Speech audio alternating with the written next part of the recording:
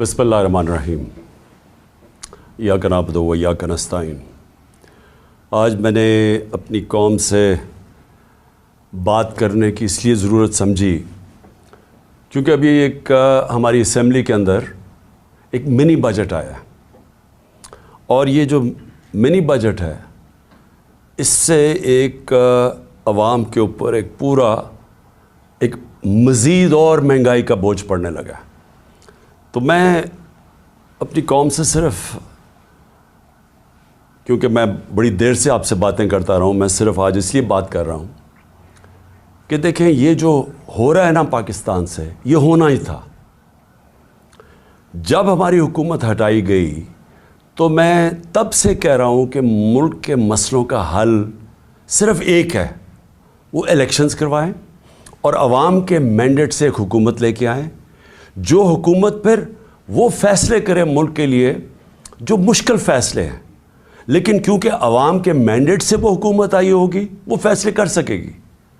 और मैं तब से कह रहा हूँ कि इलेक्शन के अलावा पाकिस्तान के मसले मसाइल का कोई हल नहीं। हमारी जब हुकूमत जो साजिश हुई और जब गिराई गई तो मैंने ये एक चीज़ बार बार कही कि जो नई हुकूमत आएगी उससे ये मुल्क संभाला नहीं जाएगा।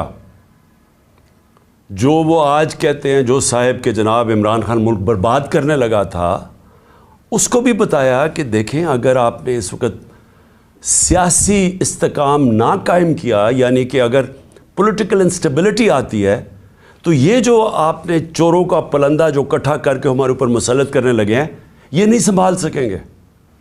तो आज ये जो मिनी बजट है, ये ज़रा पूरी कहानी देखें कि 10-11 महीने में पाकिस्तान किधर से किधर पहुंच गया।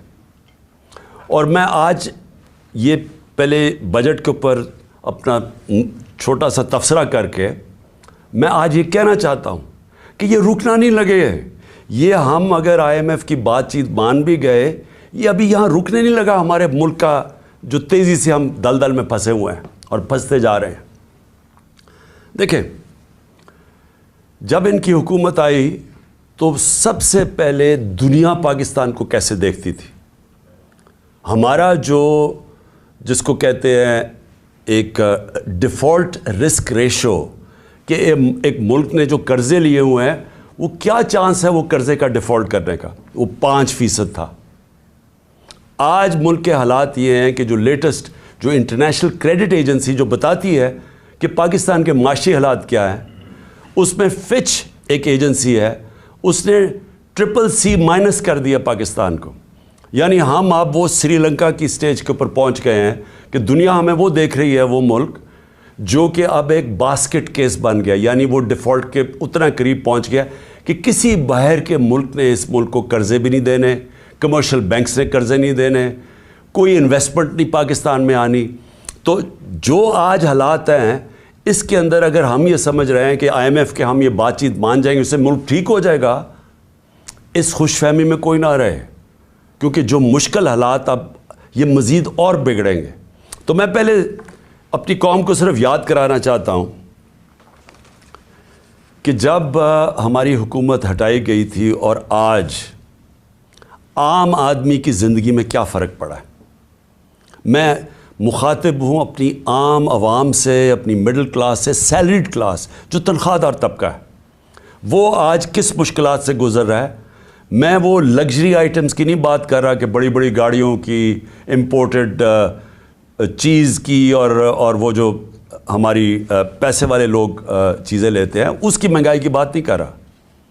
मैं बात कर रहा हूँ जो सारी जो ख़वातीन आज मेरा ये सुन रही हैं, जिनको अपने खाने पीने की चीज़ें जो उनको चाहिए होती है अपने ख़ानदान को, सही बच्चों को सही खाना खिलाने के लिए, मैं उनकी बात कर रहा हूँ कि उनके ऊपर आज क्या गुजर रही है। ज़रा ये देख लें।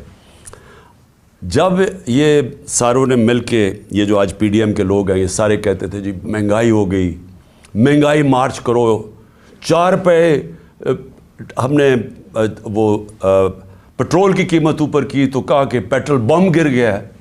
तो उन्होंने एक दफ़ा वो फजल रहमान आ गया था महंगाई मार्च करके, दूसरी तरफ वो काम पे टांगने वाले वो बिलावल आ गया था। اس کے بعد ایک 2 دفعہ فضل الرحمان، اور اس کے بعد یہ مریم نے کوئی راستے میں رہ گئی تھی، اس کی بھی لانگ مارچ. لیکن سب کا ایک کہہ رہے تھے کہ مہنگائی سے لوگ تباہ ہو گئے. تو آج اللہ کیونکہ الحق ہے، سچ کا خدا ہے، اس کی وعدہ ہے کہ وہ سچ سامنے لے آئے گا. ذرا آج قوم کو بتانا چاہتا ہوں کہ آج آٹا ہمارے دور میں 60 روپے کلو تھا، آج 135 روپے کلو پہنچ گیا. جو عام آدمی کھانے کی اس کی پینے کی چیز ہے.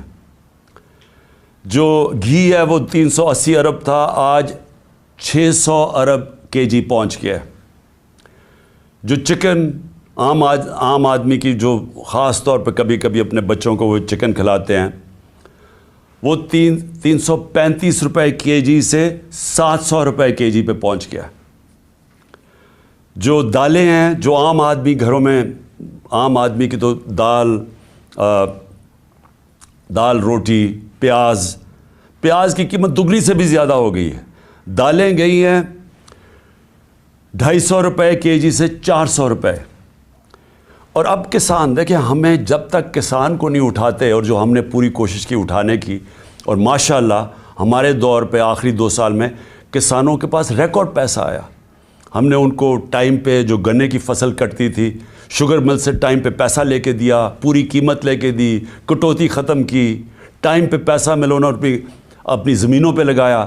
ریکارڈ 4 فصلوں کی ریکارڈ پروڈکشن 2 سال ہوئی ہماری، یعنی بمپر کراپس ہوئی.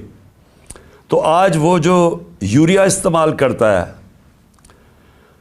وہ 1668 روپے ہمارے دور میں تھا، آج یوریا گیا ہے 3000 روپے پہ. ہمارا جو پھر میں اور بھی چیزیں جو گھر بنانے کے لیے سریا لوگ استعمال کرتے ہیں، سیمنٹ استعمال کرتے ہیں، تو سیمنٹ گیا ہے 865 روپے سے 1062 روپے پہ. جو سریا استعمال کرتے ہیں وہ 2 لاکھ روپیہ ٹن سے، سلیب سے، وہ گیا ہے 3,05,000 پہ. 2 لاکھ سے 3,05,000 پہ. اب جو لوگوں نے گھر بنا رہے ہیں، کنسٹرکشن کر رہے ہیں، ان سب کو مشکلیں پڑ گئی ہیں. جو پروجیکٹس تھے ہمارے، مثلا آپ سڑکیں بن رہی تھیں، جو پرانے پروجیکٹس چل رہے تھے، ان سب میں مشکلیں پڑ گئی ہیں. ہم جو شوکت خانم بنا رہے ہیں، اور جو انشاءاللہ اس سال کی اینڈ میں کھلنا تھا کراچی میں، اب وہ سارے ہمارے جو ایسٹیمیٹس ہیں وہ سارے اپسیٹ ہو گئے ہیں. امپورٹس رک گئی ہیں، جو سٹیل کی امپورٹس تھی، کئی چیزیں رک گئی ہیں. تو سارے اس طرح پروجیکٹس جو آن گوئنگ پروجیکٹس ہیں سب متاثر ہو گئے ہیں. یہ جو قیمتیں بڑھی ہیں سیمنٹ کی اور سٹیل کی. لوگ گھر بنا رہے تھے، ان کے گھروں کے قیمتیں ایک دم اوپر چڑھ گئی ہیں. پھر دوائیں، انہوں نے امپورٹس کے اوپر جو بین کیا ہے، جو لائف سیونگ ڈرگز ہیں، جو خاص طور پہ آپ استعمال کرتے ہیں، کینسر کی ڈرگز، ہارٹ کے لیے، وہ ان سب میں قلت آ گئی ہے. کیونکہ یہ جو سوچے سمجھے بغیر سب امپورٹس بند کیے ہیں، جس میں متاثر ہو رہے ہیں ہاسپٹلز اور وہ مریض جن کی سیریس بیماریاں. اچھا، اب یہ نئے بجٹ آ گیا. یہ میں آپ کو بتا رہا ہوں، یہ اب تک جو مہنگائی ہوئی تھی، اب یہ جو انہوں نے ابھی جو آج لے کے آئے ہیں، اس کے اندر گیس اور بجلی. میں اب عام آدمی کی پھر بات کر رہا ہوں کہ جو گیس کا جس کا بل 3,000 کا آتا تھا، وہ آج ہو جائے گا 4,300 کا. جو بجلی کا بل جن کے گھر 10,000 آتا تھا، وہ 13,000 پہ چلا جائے گا. سو یہ مزید میں آپ کو آج کے بل کے بعد جو مہنگائی ہے، sales tax across the board بڑھا دیا ہے. یعنی ساری چیزیں، کیونکہ سیلز ٹیکس انہوں نے بڑھایا ہے، ساری چیزیں اس سے مہنگی ہوں گی. اور جو بھی میں نے سریا کی اور سیمنٹ کی بات کی تھی، ان کے اوپر جو گیس، سریا بنانے کے لیے جو سٹیل ملز کو گیس جاتی تھی، اس میں 14% انکریز کر دیا، تو اس کی قیمت اوپر جائے گی. سیمنٹ 10% گیس کی قیمت انکریز کر دی ہے، تو مزید اس کی قیمت اوپر چلی جائے گی. یوریا کے لیے جو پھر کسانوں کا مسئلہ آئے گا، یوریا کے لیے جو گیس 70%، اس پہ 70% گیس کی قیمت بڑھا دی گئی ہے، جو یوریا یعنی جو کھاد کی فیکٹریز کے اوپر گیس جاتی تھی، تو اس سے ایک بوری کے اوپر 375 روپے کا اضافہ ہو جائے گا اب کسانوں کے لیے. اور کسانوں کو آگے مشکل پڑی ہوئی ہے کیونکہ ٹیوب ویلز کے اوپر جو بجلی کی تھی اس کی سبسڈی ختم کر دی ہے، تو مزید اور کسانوں کے لیے اور ایک اور عذاب آ رہا ہے. اب اس سے ہوگا کیا؟ اس سے ہوگا یہ دو چیزیں ہوں گی. ایک، مہنگائی بڑھے گی. مہنگائی آ گئی 50 سال میں پاکستان کی تاریخ کی سب سے زیادہ مہنگائی ہے. میں نے پھر سے کہا کہ ان کی ساری کیمپین ہمارے خلاف کیا تھی کہ ہم نے بہت زیادہ مہنگائی کر دی. ہمارے دور پہ جو مہنگائی تھی وہ 12% تھی، وہ آج پہنچ گئی ہے 30% کے اوپر اور مزید بڑھنے والی ہے. جو سب سے خوفناک چیز ہے، جو فوڈ انفلیشن، جو کھانے پینے کی چیزیں جو مہنگی ہوئی ہیں، وہ ہمارے دور پہ 16% تھی، آج 40% پہ پہنچ گئی. تو اس سے جو عام آدمی ہے، میں پھر سے کہتا ہوں جو سیلریڈ کلاس ہے، پہلے تو مہنگائی میں وہ پسیں گے، ساتھ ساتھ یہ جو انہوں نے چیزیں بڑھائی ہیں، جو انہوں نے امپورٹس کے اوپر جو ان کی غلط پالیسیز تھی، جو نااہلی تھی، اسے فیکٹریاں بند ہو رہی ہیں. ہماری جو ریکارڈ انڈسٹریل پروڈکشن تھی، ہماری جو انڈسٹری اضافی تیزی سے بڑھ رہی تھی، آج وہ منفی پہ چلی گئی ہے. جو انڈسٹریز، جو ٹیکسٹائل انڈسٹری، آپ فیصل آباد جا کے دیکھیں، جدھر مزدور نہیں ملتا تھا، آج بے روزگاری شروع ہو گئی ہے. ایک طرف بے روزگاری، ایک طرف مہنگائی. انٹرسٹ ریٹ انہوں نے ریکارڈ اوپر کر دیے ہیں. اس کا مطلب کہ جو بھی آپ کوئی نیا کاروبار شروع کرے گا وہ 100 دفعہ سوچے گا، کیونکہ انٹرسٹ ریٹ اوپر چلے گئے، سود کی شرح اتنی اوپر چلی گئی ہے. تو ایک طرف مہنگائی، دوسری طرف بے روزگاری. اب میں جو آج میرا اصل آج آپ سے بات چیت کرنے کا مقصد کیا تھا، اب آگے ہم کیا کر رہے ہیں، جا کدھر رہے ہیں. میں اس لیے آپ سے کہہ رہا ہوں کہ یہ جو مزید مہنگائی آئی ہے، اور یہ جلدی انہوں نے کی ہے. شروع میں ان کو سمجھ نہیں آئی کیا کرنا تھا. اپنے این آر او کے اوپر انہوں نے وقت گزارا. ان کو صرف ایک پڑی ہوئی تھی کہ کس طرح کے ان کے 1100 ارب روپے کے ان کے اوپر کرپشن کیسز تھے وہ ختم ہو. ہم ہر سال، ہمارے 3.5 سال کے اندر، ہر سال جو نیب ریکور کرتی تھی چوری کا، وہ 160 ارب روپیہ تھا. ہم نے 480 ارب روپیہ اپنے دور میں نیب نے ریکور کیا تھا. ہم نے نہیں کیسز بنائے تھے، یہ پرانے کیسز تھے، لیکن ہمارے دور میں نیب پیسے ریکور کر رہی تھی کیونکہ ہم کسی کو بچا نہیں رہے تھے. اب 1100 ارب روپے کے جو کرپشن کیس ہیں انہوں نے معاف کروا لیے ہیں. تو ایک طرف قوم کی کمر توڑ دی ہے مہنگائی اور بے روزگاری سے، دوسری طرف انہوں نے اپنے کرپشن کے کیسز معاف کروا لیے ہیں، اور تیسری طرف روپیہ ڈالر کے بنسبت 90 روپیہ گرا ہے. کہ کبھی پاکستان کی تاریخ میں اتنا زیادہ ڈالر مہنگا نہیں ہوئی اور اتنی تیزی سے روپیہ گرا نہیں ہے. تو قوم کے لیے تو کیا ہوا اس سے؟ اگر آپ کی 30,000 روپیہ تنخواہ تھی، آج صرف وہ 20,000 روپے کی 30,000 روپے کی تنخواہ 20,000 کی چیزیں خرید سکتی ہے. آج جو ڈی ویلیویشن ہوئی ہے، ساری قوم کا جو جیسے کہتے ہیں نا جی ڈی پی، کیونکہ جی ڈی پی ڈالر سے میجر ہوتی ہے، تو پر کیپٹا انکم ڈالر سے میجر ہوتی ہے، وہ ساری نیچے آ گئی ہے. ان کے ہوتے ہوئے جب تقریباً 90 باہر مارکیٹ میں جاؤ تو وہ 100 روپیہ کا بھی سے زیادہ ڈالر مہنگا ہو چکا ہے. تو جب کہ ایک قوم کی دولت میں کمی ہوئی ہے، یہ جو سارے 30 سال سے ملک کا پیسہ چوری کر کے، منی لانڈرنگ کر کے باہر لے کے گئے ہیں، ان کے ایون سیل اپارٹمنٹ اور ان کے مے فیئر میں اور بڑی بڑی گاڑیاں اور ون ہائیڈ پارک اور یہ جو باہر ہوٹل خریدے ہوئے ہیں اور انہوں نے بے نامی چیزیں خریدی ہوئی ہیں، باہر بینکوں میں آف شور اکاؤنٹس میں پیسے رکھے ہوئے ہیں. قوم کے لیے 90 روپے ان کی دولت میں کمی اگر روپے میں پڑے ہوئے ہیں، اور ان کے باہر پیسے میں 90 روپے اضافہ ہو گیا. پاکستان کے مقابلے میں ان کے پیسے میں 90 روپے زیادہ امیر ہو گئے ہیں. ان کو کوئی فرق نہیں پڑا، اس لیے انہوں نے آتے ساتھ ہی کبھی کوئی پرواہ نہیں کی کہ کیا انہوں نے اگر ان کو سازش کے تحت بٹھائی دیا تھا، کیونکہ عمران خان ملک تباہ کر رہا تھا، تو انہوں نے آ کے کوئی روڈ میپ دینا تھا کہ ہم نے ملک کو کیسے ٹھیک کرنا ہے، کیونکہ یہ تو بڑے تجربہ کار تھے. ہم تو جی اسحاق ڈار نے کہا میں روپے کو $200 کو نیچے لے کے آؤں گا، میں IMF کو سامنے یہ کر دوں گا، بڑی بڑھ کے ماری، میں تجربہ کار ہوں. آج یہ بتائیں کہ انہوں نے ملک سے کیا کیا، اور جو ان کے ہینڈلر لے کے آئے تھے ان سے ذرا پوچھیں کہ آپ نے یہ ملک سے کیا کیا ہے. کون جواب دے؟ آج جو ابھی یہ جو شروعات ہیں، ابھی یہ جو $90 کے جو گرا ہے، جو روپیہ گرا ہے ڈالر کے مقابلے میں، ابھی اس کی مزید مہنگائی آنی ہے. جو ایک تھوڑی ٹائم کے بعد جب آپ کا روپیہ گرتا ہے تو جو باہر سے چیزیں لے کے آتے ہیں وہ ٹائم کے بعد مہنگی ہونی شروع ہوتی ہیں. تو نہ تو انہوں نے کوئی تیاری کی، نااہلی ان کی یہ ہے کہ انہوں نے غلط فیصلے کر کے ملک کو آج یہاں پہنچا دیا ہے کہ اس طرح کا بجٹ لانا پڑا ہے. اور کوشش کر رہے تھے کہ عارف علوی کے اوپر سارا بوجھ ڈالے. پارلیمنٹ میں بھی نہیں چاہتے تھے کہ ڈبیٹ ہو اس کے اوپر، اس سے کہتے تھے آرڈیننس سائن کرو تاکہ یہ بچ جائیں کہ پارلیمنٹ میں ان کے اپنے لوگ کیا یہ جو بجٹ لے کے آ رہے ہیں وہ کیا بولیں گے اس کے اوپر. قوم کے اوپر سارا بوجھ، خود اپنی کرپشن کے کیسز معاف، اور کوئی آگے راستہ بھی نہیں ہے، روڈ میپ بھی نہیں ہے. میں آخر میں یہی بات کرنا چاہتا ہوں کہ جو بھی ان کے بیکرز ہیں یہ سمجھ جائیں کہ ان کے پاس کوئی آگے کا راستہ نہیں ہے.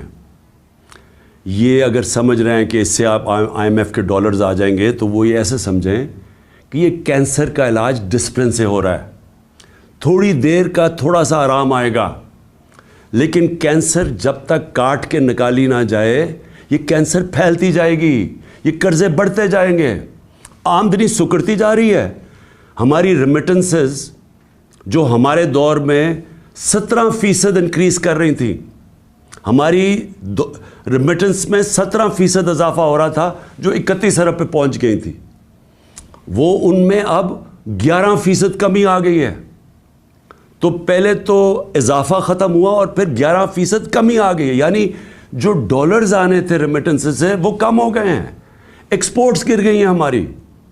تو ہمارے پاس تو جو آمدنی ہے وہ تو سکڑتی جا رہی ہے، فیکٹریاں بند ہو رہی ہیں، بے روزگاری بڑھ رہی ہے، لیکن قرضے بڑھتے جا رہے ہیں کیونکہ یہ تو قرضے ہی لیے ہیں نا IMF سے، اور ہم یہ امید رکھ رہے ہیں کہ اور بھی ملٹی نیشنلز قرضے دیں گی. تو وہ تو قرضے ہیں، تو یہ حل تو نہیں ہے. حل کیا ہے؟ حل جو میں تب سے کہہ رہا ہوں، میں نے کوشش بھی کی، اپنی گورنمنٹ خود میں نے ڈیزالو کی اپریل میں الیکشنز کروانے کے لیے، لیکن پورا پلان بنا ہوا تھا کیونکہ فیصلہ ہو گیا تھا عمران خان بہت خطرناک ہے اس ملک کے لیے. تو تب سے وہی ابھی بھی حل ہے. اس ملک میں اگر ہم نے صاف اور شفاف الیکشن نہ کروائے، ایک پبلک مینڈیٹ سے گورنمنٹ نہ آئی جو کہ پبلک جس کے پیچھے کھڑی ہو جس گورنمنٹ کے، وہ گورنمنٹ پھر مشکل فیصلے کرے، وہ جو میں کینسر کو کاٹ کے نکالے ملک سے، اسٹرکچرل ریفارمز کرے، جو آج ملک کی ضرورت ہے، رول آف لا قائم کرے، گورننس سسٹم ٹھیک کرے، تب جا کے یہی جو کرائسس ہے یہ ہم فائدے میں اس کو کر سکتے ہیں.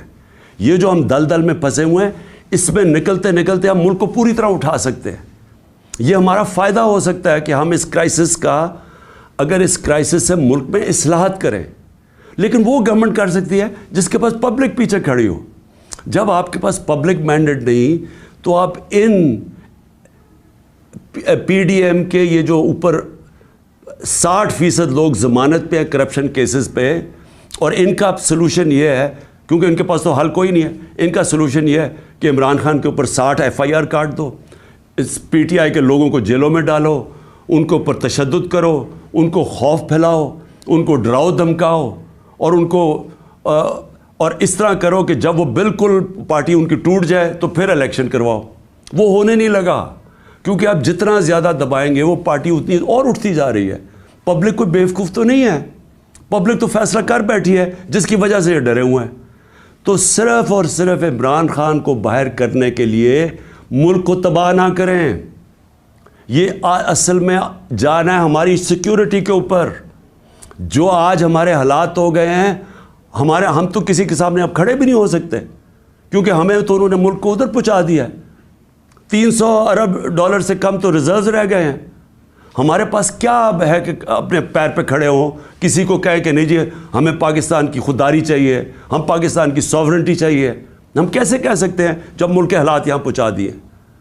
اس کے لیے اپنے ملک کو بچانے کے لیے طریقہ یہ نہیں ہے جو کیا جا رہا ہے کہ ہائی کورٹ کہہ رہا ہے کہ الیکشن کرواؤ, وہ الیکشن کمیشن جناب بیٹھی ہوئے کہ نہیں ہم الیکشن نہیں کرواتے, وہ بہانے مار رہی ہے الیکشن کے. پاکستان کا آئین کہتا ہے 93 میں الیکشن کرواؤ, یہ کوئی بہانہ مار رہا ہے, کوئی صرف ڈرے ہوئے ہیں الیکشن ہارنے سے.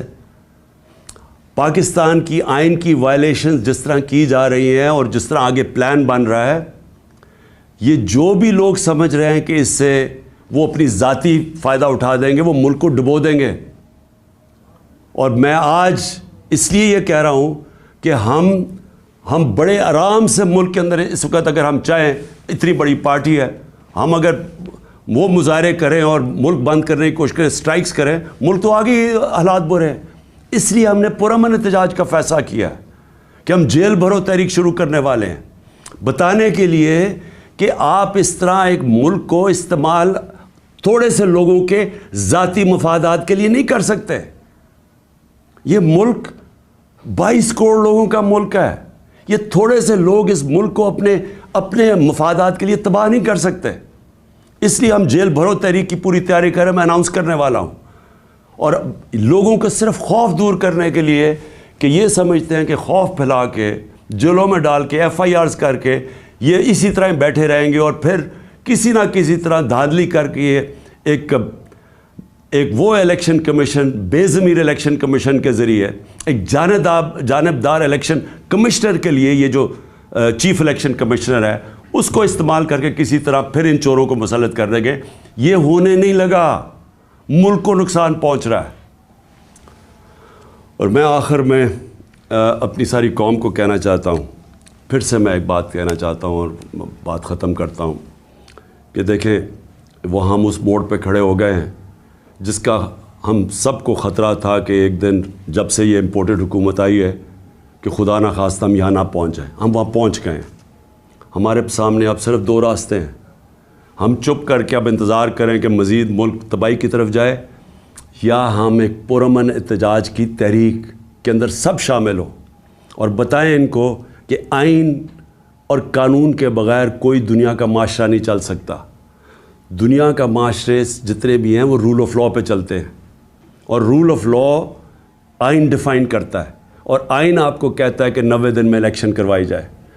اس سے جتنا آپ پیچھے ہٹتے جائیں گے آپ ملک کو ادھر دھکیلتے جائیں گے, جدھر ملک جس کو کہتے ہیں بنانا ریپبلک, جدھر جنگل کا قانون ہوتا ہے ادھر ملک کو دھکیلا جا رہا ہے.